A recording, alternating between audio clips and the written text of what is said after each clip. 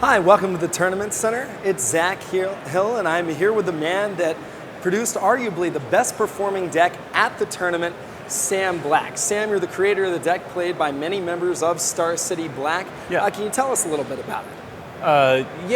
It's just like a combo deck in a mid-range format. It isn't exactly like a lot of traditional combos, but it is like the combo deck that myself and GoDennis have both top-aided Pro Tours with before, in that it plays a creature, makes it huge, and kills the opponent with it in a completely non-interactive fashion. So we just looked for the least interactable creatures and the way to make them hit as hard as possible. Totally. Well, let's take a look at some of those creatures. I've put some stuff up on the board. We've got Invisible Stalker, we've got Geists of St. Traft, and then we've got the combo pieces, Spectral Flight and Increasing Savagery. Now, tell us not only about the interactions, but how you came to think that, putting a +2/+2 enchantment on a 1/1 creature was the way to win this Pro Tour. Well, a lot of my inspiration for deck building comes from drafting, and one thing that was always true about an Innistrad draft is no matter how good your deck was, you would just die to the guy who had Stalker and enchantments. So that was some start, but really our evolution took a very bizarre path through a world where we were putting Furor the Bitten on Dromkirk Noble in a mono red deck, and every deck would just fold to +2/+2 on a 1/1 on turn 3. Just because the removal was very awkward for dealing with that kind of thing. Makes sense. So we were really wanting to play Spectral Flight, oddly enough. But as we kept testing, we were having trouble making those decks work, and we found that the card that we ultimately thought the format would resolve around was Wolfir Silverheart. And then we were just trying to build the best Wolfir Silverheart deck. For a while we were mono green, then we found a way to look for other colors to splash, eventually settled on blue, which would give us some good tempo spells and Invisible Stalker to pair with our Wolfir Silverheart and get in for 5. And from there it's just, okay, what else works with that stuff? You get Spectral Flight on a Wolfir, hit for 10. You get Savagery on a Stalker, hit for 6.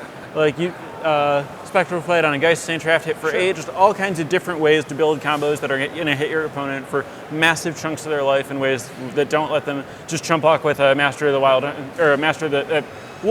whatever that guy's name is, Wolf Token. Hunt Master of the Fells. Master of the Fells. Yeah. All right, well, we've gotten from Furor of the Bitten to Wolfir Silverheart. Wolfir Silverheart. So let's talk about some of those more traditional cards that you've seen a little bit more at this tournament.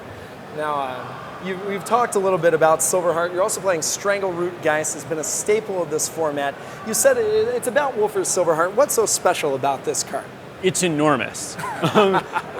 Basically, we couldn't make any black decks work. There are very few black cards in the format that you want to play. It's basically just Sever the Bloodline. Okay. There are a couple others that are nice. Some of the legendary vampires are big game, but in general, black was lowest color on our radar.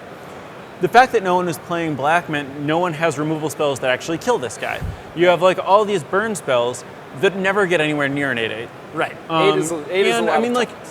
12 power for 5 mana, where 4 of it has haste, is unprecedented. And we just, we started with just a couple because we wanted to play a realistic number of 5-drops. Sure. And we just quickly found that it just won when you cast it. It was oh, that's not a reasonable size for a creature. All right, I guess I die. Okay, yeah, I guess the game's And over. so we just wanted to go as far in on Silverheart as possible. Sure. And when we got to the site and found out that that card went from €3 to €5 to €8 to basically sold out, it was okay, people got the memo. So we're going to need to find a way to trump this matchup. Sure, and you're playing 3 copies, I believe, of Strangleroot That's Geist. accurate. You've talked a lot about size and how having the biggest creature on the board matters. This guy's only a 2/1. How does he fit into the picture? Honestly, he's just to get some early points in, some pressure, distract him a bit, and in a world where we're just racing Silverhearts, it's nice to be able to cast our spells while double chump blocking with something. Mostly it's just well, this is an awesome card. Our mana's good enough that we can cast it. He's sort of the filler guy, which we started at 4 and trimmed 1 when we wanted to add 1 extra land. But it's just it's just straight up there for power level.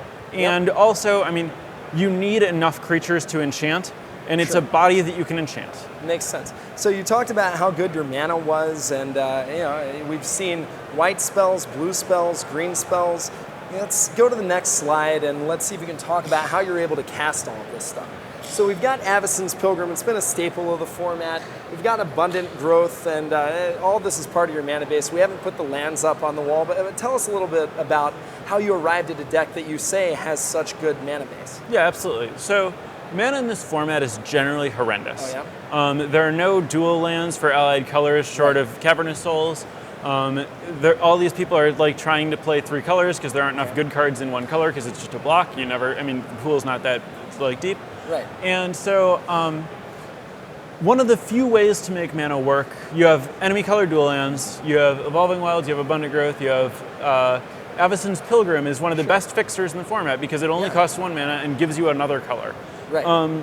So like pretty early on, I was trying to build various Naya decks, and I had like Evolving Wilds and Abundant Growth to fix my mana, sometimes like Borderland Ranger, and I figured out that like Abundant Growth, like I once built a deck that had 2 of them and a lot of colors, Right. and every time I drew it, I was like, wow, I can just cast every single one of my spells and I don't have to worry about it. This is insane.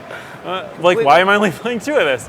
And I like put 2 more in, and it was just like, okay, my mana actually works now. That makes sense. And like Pilgrim, is just more fixing. Sure. But like having Abundant Growth forces you to have a ton of green sources. Right. But once you do that, it covers you on the rest. So you take care of your green first, and then you're able to cast almost all the rest of your spells. Let's Yeah. go to the next slide and see what the what the rest of those spells are. So you were talking to me earlier about how you started out with a mono green deck, and what you wanted was just a way to bounce their Silverhearts and get in. Are these the spells that you kind of decided were the best way to do that? Yeah, these are the best answers to Silverheart that we could come up with. Smite the Monstrous is a good one that I didn't find out about until Rietzel told me that it was in the sideboard. Like the morning of the PT, he's like, by the way, I'm sideboarding Smite the Monstrous. And I'm like, oh, that makes sense. But yeah, Silent Departure, Sure. like bounce your 5, they play it again, bounce it again. Like I figured they're probably dead by then. And like Dungeon Geists, like that's going to deal with an 8/8. We have some history with that guy. You'll notice Dungeon Geist is tricky in my deck that's almost all forests. I only have 2 islands, but it costs blue. Right. The secret on that guy is that he's a spirit. Okay. Much like Geist of St. Traft and Strangleroot Geist, the 3 hardest spells in the deck to cast. Really? All happen to be spirits for Cavern of Souls, the spirit land. So that conveniently makes your Cavern of Souls do work for all 3 of your colors. Getting maximum value out of Cavern of Souls is another deck that the secret to making mana work in this format that other decks are doing, but we're really pushing. So to sum it up, it sounds like your deck makes maximum use of Cavern of Souls and of Wolfir Silverheart. What would you say, are those the things you think the format revolves around? What do you think are the most important things to take away from this format? I think that the tricks to figuring out the format were definitely maximizing Silverheart, being able to interact with Silverheart, being able to live through Boros decks, and being able to find a functional mana base. Cool. Well, it sounds like you guys did a great job of doing that. I'm going to go ahead and kick it back to the desk. This is Sam Black, designer of the Spirits deck that Godinez Vidugaris and John Finkel have taken to the top of the standings. Also the designer of one of the best performing decks from Pro Tour Honolulu. Sam Black really on a tear this season. Great talking to you, Sam. Thank you very much. Thank you.